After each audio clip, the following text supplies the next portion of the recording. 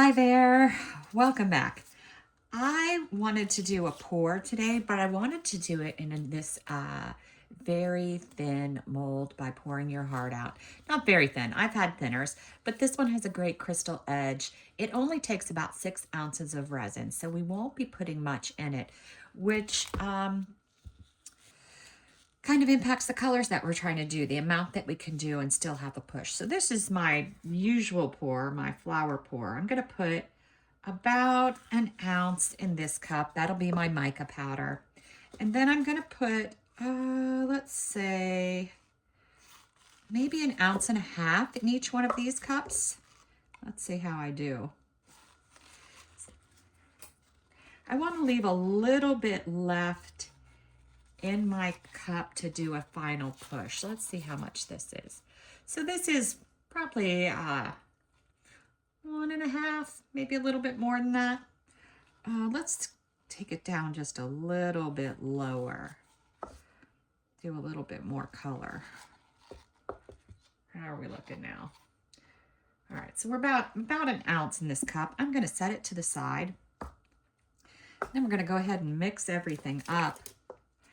In my first cup, I'm using Liquitex acrylic inks. This is a green. And I am gonna do, let's do 4 drops. Oops, that might have been 2. That came out really fast. Let's see what it looks like. Just want a tinted, transparent green. And that looks good. My next color is going to be my dark color, and it's a resin ink from Octopus Fluids, and this is Mystery Blue. And I am going to do, I think, let's do 3 drops. It does color pretty strong, so I don't need to put a lot in.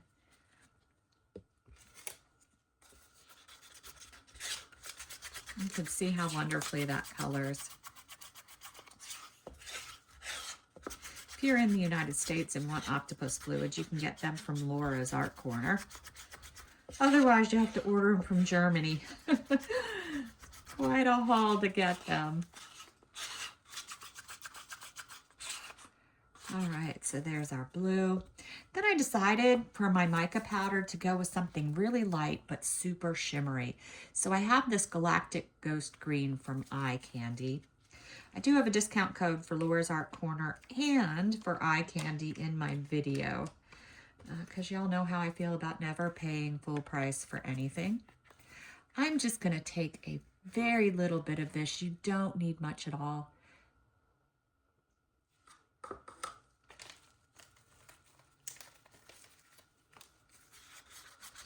Give it a good mix up.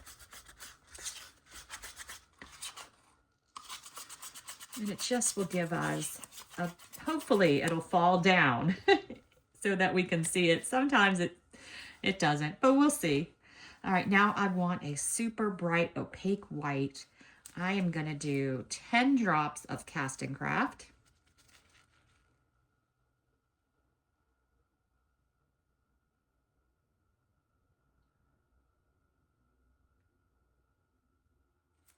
All right.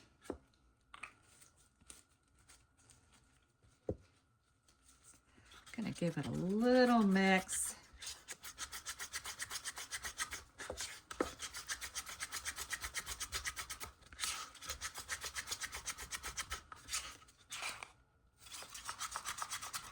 Make sure it's mixed in well enough.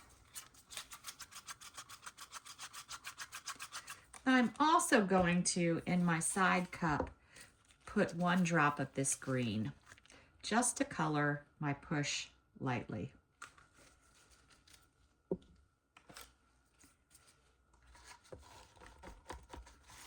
Just to give it a little green color. Real pale. All right. I'm going to stand up to do my pour. I think for our little design today, let's do circles. As you know, We got to get it in the bottom first before I start really seeing what I'm doing. So let's go ahead and get some sort of layer into the bottom.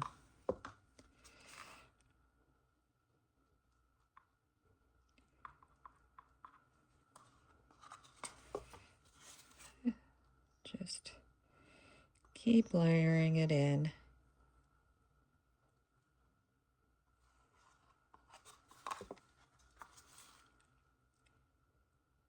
Doesn't matter if you go up on the side or not, because it'll all come together in the end.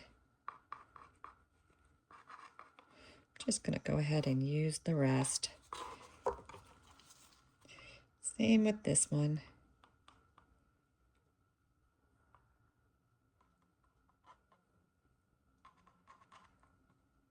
Spinning it all around. I haven't found that like all these designs have that big of an impact. It does sort of direct where the colors, when I pour them in all together, it does the rings.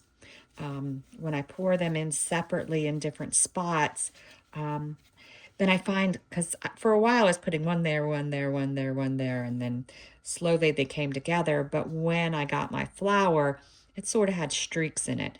So I prefer to do something like this now where it's a little different. And I'm going to do the same thing with this, even though this is not really going to have any impact, except maybe give it a little shimmer if it falls down. And I'm just doing the same exact thing.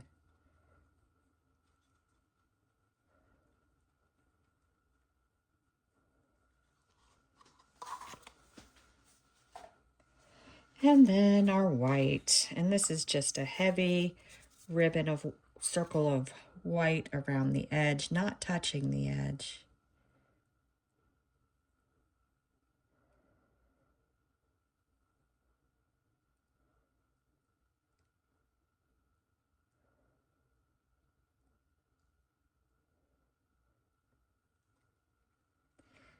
And then I'm just trying not to dribble it into the sides.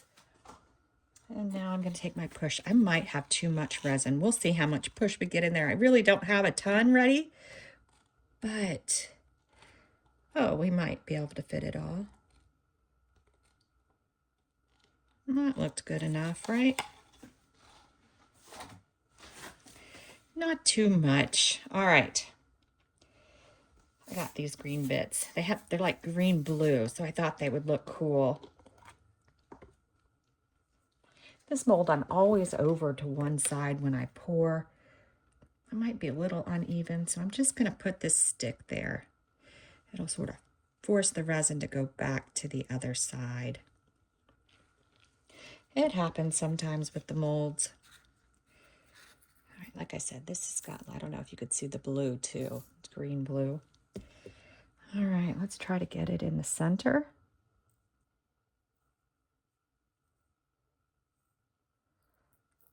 That might be a little... Oh, was I a little high? I might have been a little high. All right, there we go. It's in.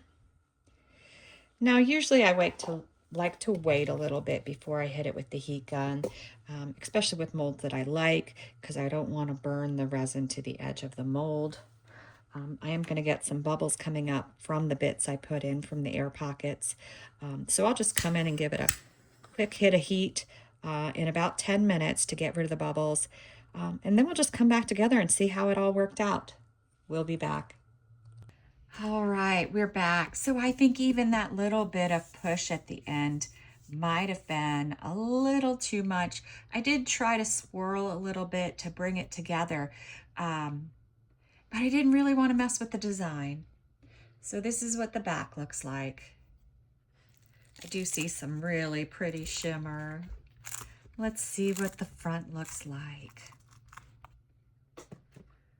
All right, it's the moment of truth.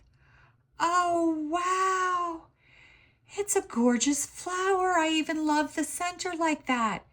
It looks so much like a flower. It's like a green sunflower. It is super, super cool. I love it. I love the outside. I love the edge. I love everything about it. Wow. And the